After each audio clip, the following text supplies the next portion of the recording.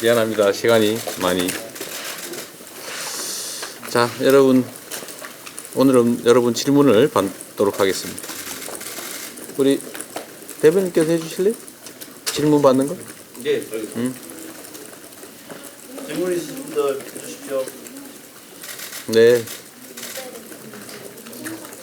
좀 크게 얘기해 주시면. 네, 안녕하십니까. 아시아경제 오지입니다. 임종석 전 실장께서 자매 결정을 존중한다는 의사를 밝히셨는데 이에 대해서 대표님 생각 어떠신지 궁금합니다. 임종석 전 실장께서 당의 결정을 존중한다는 입장을 내셨습니다.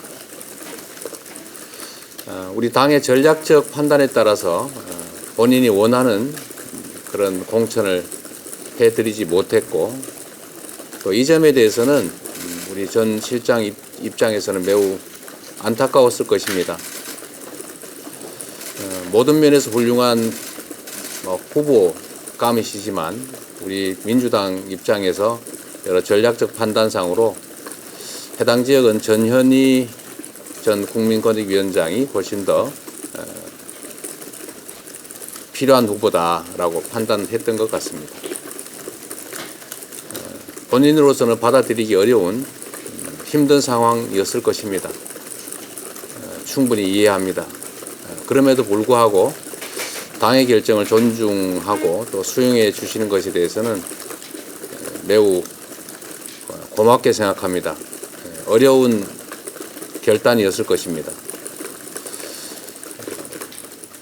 정권 심판이라고 하는 현재 우리 시대의 가장 중요한 과제를 해결하는데 함께 힘을 합쳐 주시면 더욱 고맙겠고, 모두가 힘을 합쳐 갈 수 있도록 우리 당도 노력하겠다는 말씀 드립니다. 왜 전현희 위원장이 더 필요한 지역이라고 판단하셨을까요? 판단이란 사람마다 다 다를 수 있고, 또 특히 전략적, 정무적 결정은 무슨 계량적 요소가 아니고 필요에 따라서 그야말로 결단하는 것이기 때문에 그 이유가 뭐다라고 설명하기는 쉽지 않지요. 필요해서 한 일인데 왜 필요하냐라고 하면 좀 어려운 질문 아닌가 싶습니다. 임종석 실장이 어제까지만 해도 탈당 의사 밝혔다는데 번복한 건 대표님이나 지도부가 사전에 그 접촉이 있었는지 궁금하고, 향후 임종석 전 실장에게 서울 지역 선대 본부장이라든지 좀 역할을 맡기실 생각이 있는지. 우리 언론인들께서 보도하실 때 좀 신중하게 해주면 좋겠다는 생각이 듭니다. 본인이 아니라고 오보라고 밝혔지 않습니까? 그냥 그걸로 족하지 않나 싶습니다. 네. 방금 질문 중에 자, 그거는 요 정도까지 하시죠. 임종석 실장님 향후 역할에 대해서 답변 안 해주셨는데 네. 그 부분 좀 말씀해 주세요. 아직은 구체적으로 생각해 본 게 없습니다. 우리 임종석 실장께서도 우리 당의 승리, 우리 국민의 승리를 바라실 것이기 때문에 서로 힘을 합쳐야 된다라는 점에 대해서만 말씀드립니다. 대표님 곧 선대위 구성이 될 텐데 선대위원장은 생각하시는 분 있으신지? 이제 선대위 체제로 이제 넘어가야 될 시점인데 많은 고민들을 하고 있는 상태입니다. 선대위의 기본적 방향에 대해서도 많은 논의가 있습니다. 아직은 확정된 건 없습니다. 한동훈 위원장이 1대1 토론 제안한 상황인데 이에 대해서 어떻게 응하실 생각인지. 네. 대통령이 취임하고 또 제가 야당 대표로 취임한 이후에 국정을 놓고 대통령과 단 한 차례도 만나지 못했습니다. 아마 대한민국 헌정사에 없는 역사적 기록일 것 같습니다. 민생이 파탄나고 경제가 이렇게 어려운 상황인데 국정을 책임진 대통령께서 야당과 아무런 대화를 하지 않는 것 정말로 문제가 많습니다. 계속 요청했던 것처럼 지금 이 난국을 해결하고 경제 파탄, 민생 파탄 문제를 조금이라도 완화하기 위해서라면 저는 대통령과 야당 대표의 대화가 먼저다라고 생각합니다. 대표님, 오늘 한동훈 비대위원장이 검찰 고위직이 가산점 20% 주는 거에 대해서 오히려 이재명 대표가 검사 복귀하라는 거 아니냐 이렇게 비판했는데, 이제 가산점 받는 사람 중에 박규수 대표 같은 경우는 대장동 사건 변호사인데 관련해서 이해충돌을 느끼고 있지 않은지. 국민의힘 공천을 보니까 백주대낮에 돈봉투를 받는 장면이 찍힌 정우택 후보도 공천을 했더군요. 후한무치하다는 생각이 듭니다. 자신의 눈에 들보를 봐야지 타인의 눈에 있지도 않은 티끌 찾겠다고 그렇게 정말 그래서 해야 되겠습니까? 검사 공천 본격적으로 하는 것 같습니다. 여러분께서는 그러지 않으셨겠지만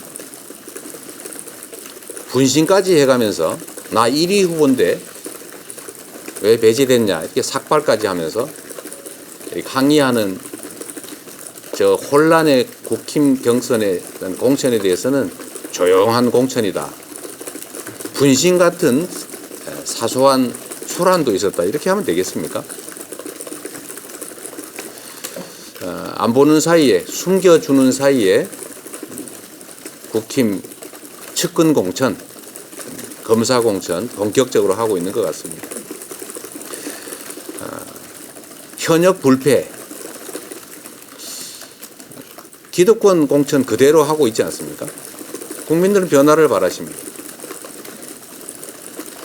그런 썩은 물 공천, 고인물 공천, 그리고 항의조차 제대로 못하게 하는 또 언론의 입을 틀어막는 입틀막 공천 하고 있는 자신들을 되돌아보기 바랍니다. 남의 집안 문제에 대해서 근거도 없이 헐뜯는 거 이제 좀 그만하셔야 합니다. 공천의 불공정성을 말하면 우리는 시스템에 의해서 공천하고 있습니다. 공정하고 투명하게 하고 있습니다. 결과를 보시면 알겠지만 많은 현역 의원들께서 불출마하셨고 또 여러 가지 사유로 경선에 참여하지 못한 경우도 있습니다. 안타깝지만 새로운 세대에게 기회를 주기 위해서 많은 중진 의원들께서 이런저런 사유로 또는 자의로 타의로 많이 물러나셨습니다. 국민의힘 중진 의원 중에 단 한 명만 배제됐다고 제가 들었습니다. 현역 불패 아닙니까? 고인물 공천입니다. 이런 점에 대해서 스스로 반성하기 바랍니다. 흐르는 물에는 소리가 나기 마련입니다. 개혁에는 갈등이 따르기 마련입니다. 그리고 합리적 결과가 만들어지면 그 과정의 소리 또 어려움들은 많이 이해가 되겠지요. 그런데 국민의힘은 변화가 없습니다. 기득권 그대로 유지합니다. 국민이 바라는 개혁 없습니다.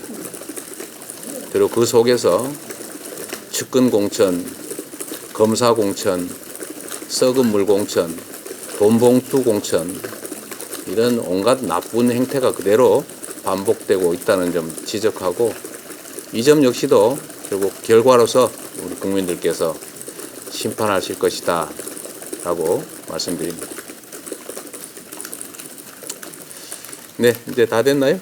저 혹시 그 안산은 지역 공천 연속된 거 대표님 말씀을 듣고 싶은데 본인 참여 경선이나 국민 경선이나 이런 방법도 특정 후보에 의존리가 있지 않냐. 네네. 국민의힘 공천에서는 대표와 또 원내대표, 비대위원장과 원내대표가 15점씩 마음대로 점수를 줄 수 있게 해놨다면서요? 그 마음대로 공천 아닙니까? 대표와 원내대표가 마음대로 할 수 있는 여지를 30%나 주었는데, 사실 경선이나 아니면 공천에 있어서 100점 만점에 1점 차이로 당락이 결정됩니다.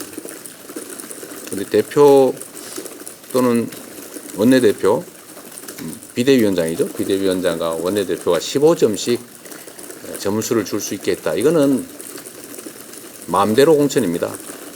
시스템과는 아무 상관이 없죠. 그런데 우리 민주당은 시스템에 의해서 공정하게 기회를 주고 투명하게 공천하고 있습니다. 안산의 경우도 마찬가지입니다. 최대한 많은 분들에게 공정한 기회를 부여하려고 했습니다.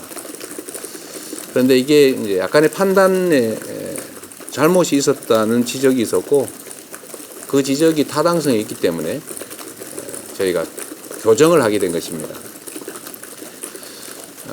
박해철 한국노총 추천에 박해철 노동후보에게 공단을 끼고 있는 지역, 안산 병 지역을 전략 공천을 했는데, 을 지역을 두고 현역 의원 두 분과 김현 전 의원 3인이 경선을 하게 됐습니다. 그런데 저희가 세밀히 살펴보지 못한 결과로 을 지역이 주로 김철민 의원님 지역이에요. 그러니까 결과로 보면 우리 고영인 의원께서는 김철민 의원 지역에 가서 경선을 하게 된 꼴이 된 겁니다. 자기 지역은 전에 박해철 후보가 단수로 지정됐기 때문에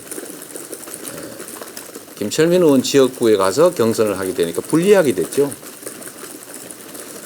그래서 이걸 바꿔달라. 김철민 의원 지역구가 오히려 김남국 의원 지역구가 더 많이 편입됐는데 한 60%가 편입됐으니까 그쪽을 단수 지정을 했어야 되는 것이다. 본인 지역구는 40%만 포함이 되니까 여기서 경선했어야 된다라고 하는 주장을 어제 하셨습니다. 여러분도 보셨겠지만 그 주장이 나름 일리가 있지 않습니까? 그런데 이거를 그럼 고영인 의원 지역구 병으로 지정을 하면 물론 그 정도가 약해지긴 하지만 김철민 의원께서 또 남의 지역구 가서 경선을 해야 되는 상황이 벌어집니다. 그래서 이걸 옮기는 것보다는 결국 이제 타협 안으로 그럼 고영인 의원님 지역, 김철민 의원님 지역 이 두 군데를 모두 투표권을 주고 경선을 한 결과로 후보를 정하면 모두에게 공평하다라는 결론에 이르렀고, 이 점은 아마 살펴보시는 우리 국민 여러분께서도 또 지역구의 우리 당원이나 지지자 여러분께서도 이해하실 것입니다. 그렇게 바뀌었다는 말씀을 드립니다. 그게 더 공정하기 때문이죠. 물론 이 과정에서 논란이 많았습니다. 한 번 결정한 것을 변경하면 혼란이 발생하지 않느냐. 당 지도부에 대해서 책임 얘기가 나오지 않겠냐라는 지적이 있었습니다. 아마 여러분께서도 그렇게 쓰실 가능성이 상당히 있죠. 그러나 그거는 우리 당 지도부 또는 당의 입장이고, 현장에서 정치 인생을 걸고 경쟁을 해야 되는 분들 입장에서는 정말로 중요한 문제이기 때문에 당의 입장을 고려해서 그 부당한 결과를 방치해서는 안 된다라고 생각해서 약간 변경 결정이라고 하는 이런 문제도 있지만 공정하게 경쟁할 수 있는 장을 만들었다, 이렇게 이해해 주시기 바랍니다. 우리는 국민의힘과는 다르다, 이 말씀을 다시 한번 드립니다. 지역구가 이미 확정된 상황이었는데 이 부분을 좀 차선을 살펴볼 수 있었을 것 같은데, 말씀하신 대로 세밀하게 살펴보지 못한 결과라고 하면 이거는 귀책 사유가 전략 공간에 있다라고. 한번 여러분들이 해석해 주시고요. 확정된 건 아닙니다. 아직 이건 당무위원회 의결을 해야 이제 확정되는 것이기 때문에 확정해 나가는 과정에서 약간의 수정이 있는 것이죠. 최고의 의결이 최종 결정은 아닙니다. 감사합니다. 다음 일정이 있어서 이제 이동. 네, 괜찮습니다. 예. 제가 원래 간담회를 꽤 하기로 했는데 못했지 않습니까? 그 이제 뭐 홍영표 의원님이나 아니면 뭐 임종석 실장님 네. 등이 이제 공천에 이제 뭐 이렇게 반발하는 목소리를 내신 네. 분들을 혹시 통합 차원에서 찾아가실 계획은 없는지.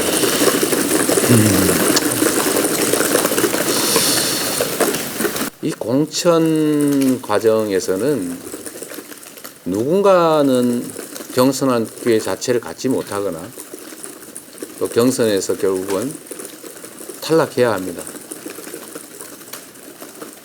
모든 분들이 유능하고 잘 준비된 후보들이십니다. 그러나 우리는 변화해야 하고 또 국민들이 바라는 바에 따라서 국민 눈높이에 맞춘 공천을 해야 합니다. 국민들은 변화를 바랍니다. 정치 교체도, 또 세대 교체도, 인물 교체도 원하십니다. 그리고 기회도 가능하면 공정하게 배분되기를 바라십니다.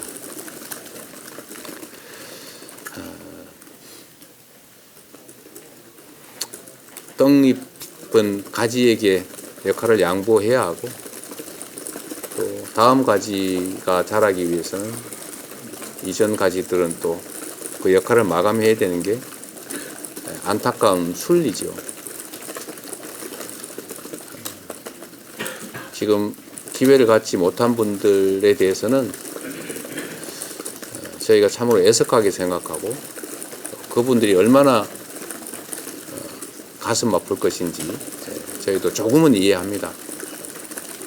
최대한 위로드리고 또 저희가 낮은 자세로 그분들 또 전체를 위해서 함께 할 수 있도록 저희가 설득하고 또 부탁드려야 될 입장입니다.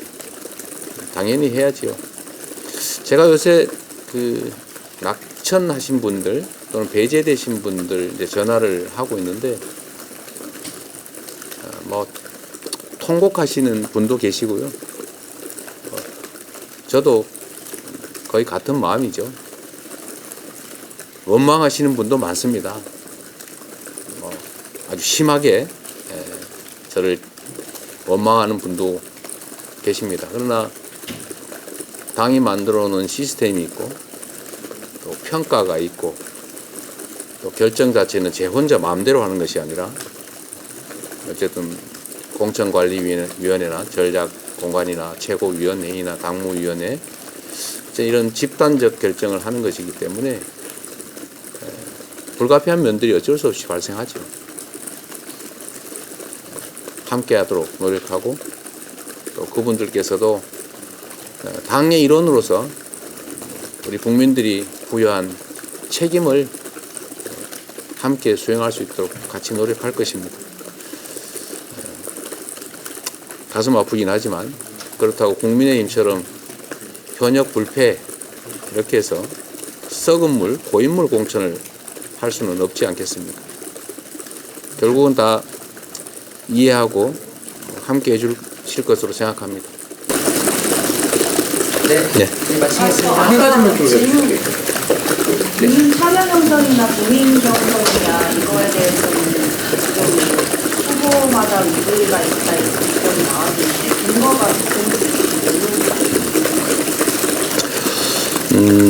대체로 보시면 알겠지만 이번 더불어민주당의 공천에 있어서 현역 의원들께서는 아마 과거 공천에 비해서 매우 불리하다는 생각을 하실 수가 있습니다. 우리 언론인 여러분께서는 취재를 많이 해보셔서 알겠지만 도전자와 현역 간의 1대1 구도는 사실 현역 의원들께서는 피하고 싶은 구도입니다.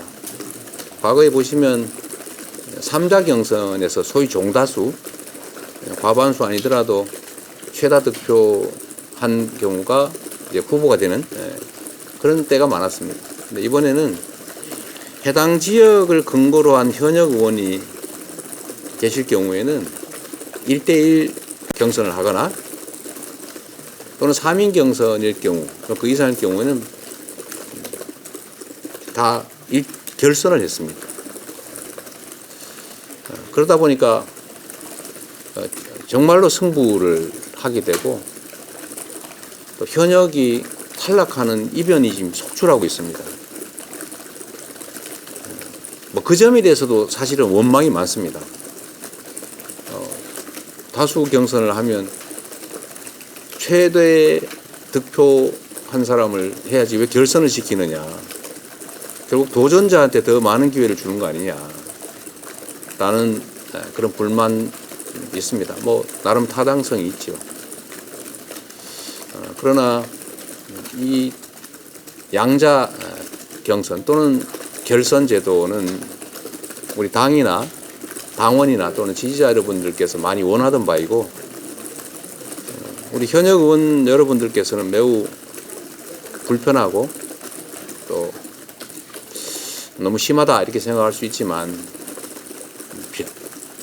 변화와 개혁을 바라는 우리 국민들의 입장에서는 필요한 일이기 때문에 어쩔 수 없이 그런 방향으로 갔습니다. 아시는 것처럼 광주에서는 지금까지는 한 명을 빼고는 다 현역이 지는 아주 그런 상황이 벌어졌습니다. 수도권에서도 또 예상 외의 결과가 또 생겨난 경우도 있습니다.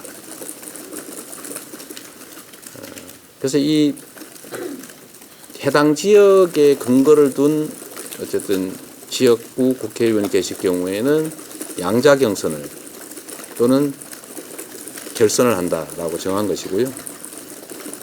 근데 원외들끼리 하는 경우에는 원내끼리 경쟁을 하는 경우는 굳이 결선을 안 해도 원외는 대등한 입장이기 때문에 이제 종다수로 결정을 해오고 있습니다. 국민 참여 경선이냐 국민 경선이냐도 나름의 기준을 가지고 해온 것으로 압니다. 예를 들면 해당 지역에서 활동하던 분들끼리 경선을 하면 충분히 당원들을 서로 조직했을 것이고 그것도 실력의 일부이기 때문에 당헌 당규에 따라서 원칙적으로 5대5 국민 참여 경선을 했습니다. 그런데 필요에 따라서 해당 지역에 근거를 두고 활동하지 않은 분들이 그 특정 지역의 경선에 참여할 경우에 그럴 때도 당원 50%를 반영하면 그 지역에서 활동하지 않은 사람들은 사실상 경쟁하기 어렵죠. 그런 경우에는 일반 국민 경선을 한 것으로 압니다. 아까 안산의 경우는 또 약간 또 특이하죠. 다 해당 지역에서 활동을 했지만 이 지역이 서로 달라서 거기서 일정한 이익 또는 불이익이 발생할 수 있기 때문에 일반 국민 경선을 채택했습니다. 말씀하신 기준은 그렇습니다. 마지막 질문 하나만 받고 오늘 마치겠습니다. 공개된 여론조사 포함해서 최근 좀 민주당 지지율이 계속 떨어지고 있습니다. 1년 만에 좀 오차범위 밖까지 났는데 왜 그렇게 생각하시는지 또 보관이 있으신지 궁금합니다. 저희들의 이제 부족함에 대해서 우리 국민들께서 질책하시는 거라고 생각합니다. 그 중에 아마도 우리 국민들께서 가장 우려하시는 부분은 공천을 둘러싼 내부 갈등에 실망하시지 않았나 싶습니다. 물론 일부 언론에서 표현하는 것처럼 조용한 공천을 하면 좋겠지요. 그런데 흐르는 물에는 기본적으로 물소리가 납니다. 이런 변화와 혁신 과정에서 생기는 피할 수 없는 진통 또는 물이 흐르면서 생기는 자연스러운 물소리, 경쟁과 갈등 속에서 생기는 어쩔 수 없는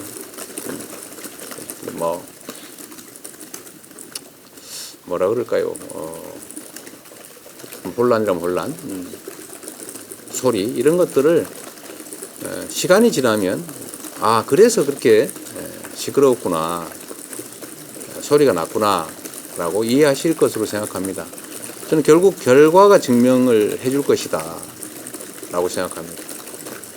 거기에 일부 악의적인 의도를 가진 언론들도 상당한 역할을 했죠.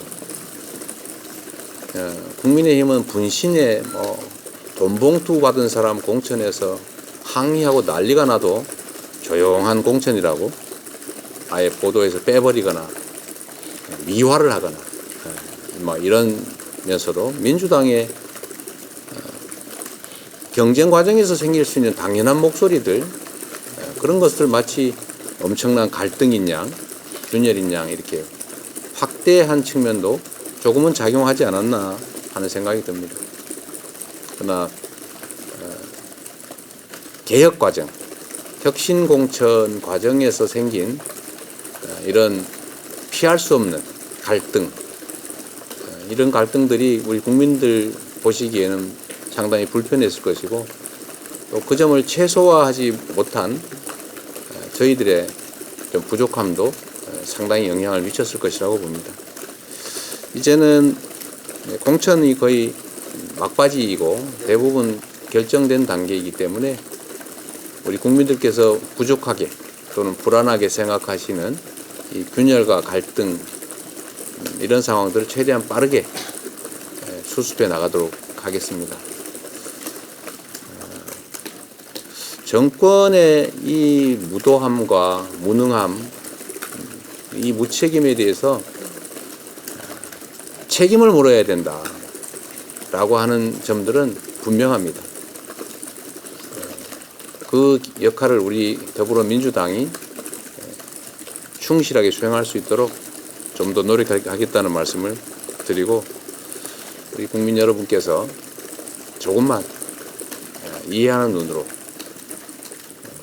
겉으로 포장된 또는 왜곡된 내용이 아니라 결과로서 봐주시기 바랍니다. 국민의힘은 말씀드렸던 것처럼 아무런 변화가 사실 없습니다. 그냥 현역 불패입니다. 그리고 검사공천이나 측근공천, 이 부정한 공천을 할 때도 아주 조용하게 언론에 또는 비판자들의 입을 틀어막으면서 공천하고 있죠. 그래서 이 본질을 잘 들여다봐 주시고, 결과로서 과연 어느 당 후보가 새로운 후보를 많이 냈는지, 또 국민을 위해서 일할 훌륭한 후보를 냈는지를 살펴보시면 판단이 드실 것으로 생각합니다.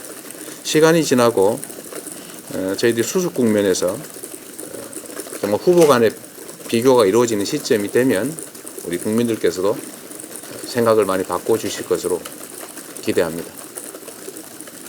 네, 감사합니다. 우리 대변인실에서 혹시 질문이 막 곤란한 거 나올까 봐 걱정을 많이 하시는 것 같은데 그냥 좀 더 하시죠.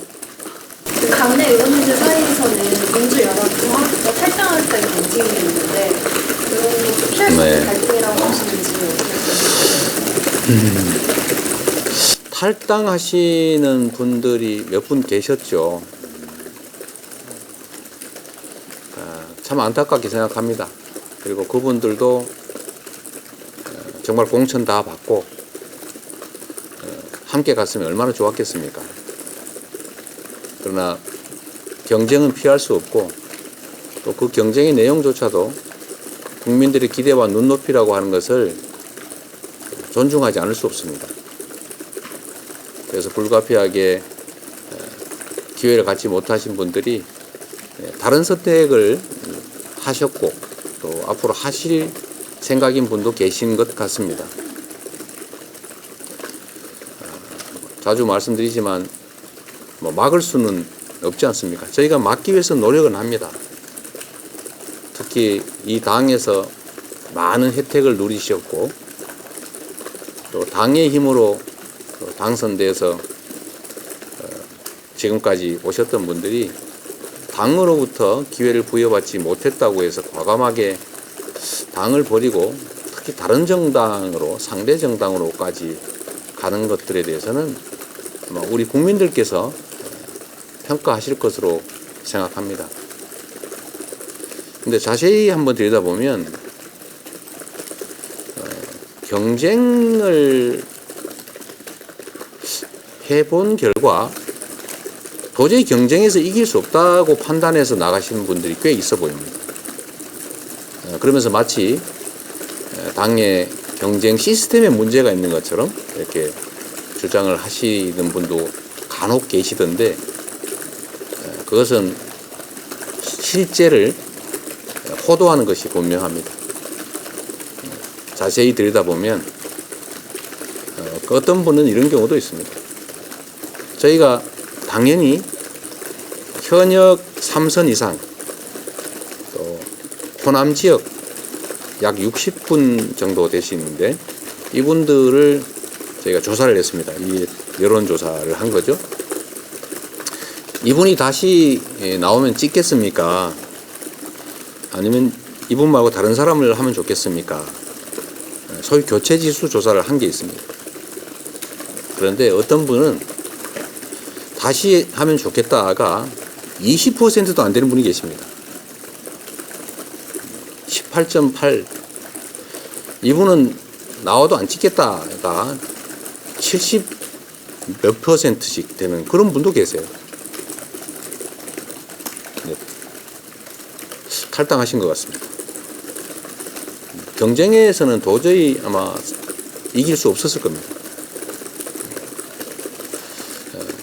그리고 온당한 태도는 아니다. 그러면서도 마치 그게 당이 뭘 잘못한 것처럼 이렇게 하는 것은 지금까지 평생을 당의 혜택을 입으면서 살아왔던 정치 역정에 비교하면 참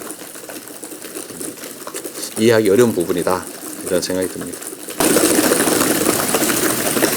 혹시 그 방금 말씀하신 교체지수가 공천 평가에도 영향을 줬을까요? 뭐 당연히 영향을 주겠지요. 제일 중요한 그런 거 아닙니까? 그 당이 발표한 공천 평가 기준에 그 항목이 있었는데 공천 평가 기준이라고 하는 건 없습니다. 뭘 좀 잘못 들으신 것 같은데, 공천 평가 기준은 없습니다. 공천을 하면서 평가하는 거죠. 심사위원들이 그래서 있는 거 아닙니까? 그러니까 제 말씀은 이제 배점 기준에 그런 항목이 없었던 것 같아가지고 당에서 공개한 어떤 배점지든, 방금 교체지수 얘기를 하셨는데 그러니까 그것도 좀 내용을 좀 잘 알고 좀 말씀하시면 좋겠는데, 지금 두 가지를 혼동하신 것 같아요. 공천심사위, 공천관리위원회의 공천은 심사위원들께서 15분인가 그렇죠? 거기서 의논해서 결정하는 겁니다. 그리고 그건 주관적 평가도 있는 것이고요. 또 객관적 기준도 있는 것이고. 지금 아마 작년 11월 정도부터 했던 선출직 평가위원회 평가 기준 얘기하는 것 같아요. 그거는 일부에서 오해를 하시던데, 그 선출직 국회의원들의 평가는 작년에 한 겁니다. 이번에 공천관리위원회에서 한 게 아니에요. 그걸 또 오해하시는 분들이 계시던데, 그건 작년에 한 겁니다. 작년에 그건 선출직 평가위원회라고 하는 별도의 평가기구에서 이미 작년에 12월 이전에 한 것이고요. 공천관리위원회는 그 후에 구성이 되지 않았습니까? 그 후에 구성이 돼서 공천평가는 그거와는 관계가 없죠. 지금 아마 평가 기준 얘기하시는 것 같아요. 평가 기준에는 교체지수 얘기는 없었을 겁니다. 근데 이번 공천관리위원회에서야 당연히 어떤 특정 현역 의원께서 국민이나 당원이나 또는 지지자에게 어떤 평가를 받는지를 당연히 감안하지 않았겠어요? 네. 이제 다 하셨어요? 아까 이해충돌 관련 질문 어떤? 이해충돌 대장동 사건 관련 변호사들이 방송 자격 없는데 그 말 같지 않은 소리라서 제가 답을 안 한 겁니다. 한 분만 더 여쭤서 죄송한데요. 교체지수 관련해 선출직 평가관리위원회가 작년에 네. 평가를 했다는 거잖아요. 네. 대표님 그 결과를 받아보신 거예요, 그러면? 그거는 공천관리위원장을 통해서 최근에 제가 받은 겁니다. 당대표가 그걸 모를 수 없겠죠. 그러나 이건 보안 유지가 되고 있는 상태인 것이고요. 다 하셨습니까? 너무 많이 해서. 네, 여러분들 정말 수고 많으시고요. 그 부탁은 하나 드리겠습니다. 여기 계신 분들은 안 그러는 거 제가 압니다. 아는데 정론직필이라고 하는 게 언론의 본연의 역할이고 사명 아니겠습니까? 저는 의견은 자유롭게 쓸 수 있다고 생각합니다.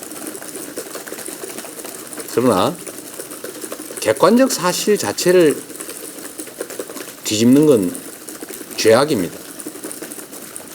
언론이 존중받는 이유가 뭐겠습니까? 입법, 사법, 행정에 이은 제4부라고 불리는 게 바로 언론 아닙니까? 그래서 언론은 많은 보호를 받습니다. 민주주의 체제라고 하는 걸 유지하는 데 필요한 필수 장치이기 때문이죠. 그런데 오늘도 한번 보니까 무슨 계양구 선거 지역구를 저한테 유리하게 조정했다는 식으로 어디가 얘기했던데, 그거는 중앙선관위에서 결정한 거 아닙니까? 저는 거기에서 의견 한번 낸 일이 없습니다. 그걸 모를 리가 없겠죠. 무슨 여야 간에 협의를 해서 정한 것도 아니고 선거구 획정위원회가 만들어낸 안 그대로 통과된 것인데, 그걸 마치 이재명 개인의 이익을 위해서 조정한 것처럼 이렇게 얘기를 하고 있더라고요. 그 말고도 아까 제가 최고위원회 때 발언 말씀드렸습니다만, 그렇게 왜곡하는 거 옳지 않습니다.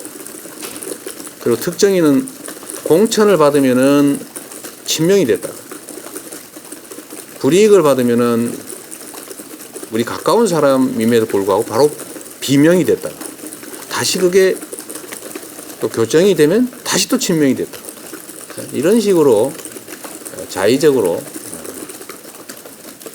쓰면 안 되겠다라는 생각이 듭니다. 여기 계신 분도 들으라고 하는 얘기는 아닙니다. 뭐 카메라가 있어서 제가 드리는 말씀인데요.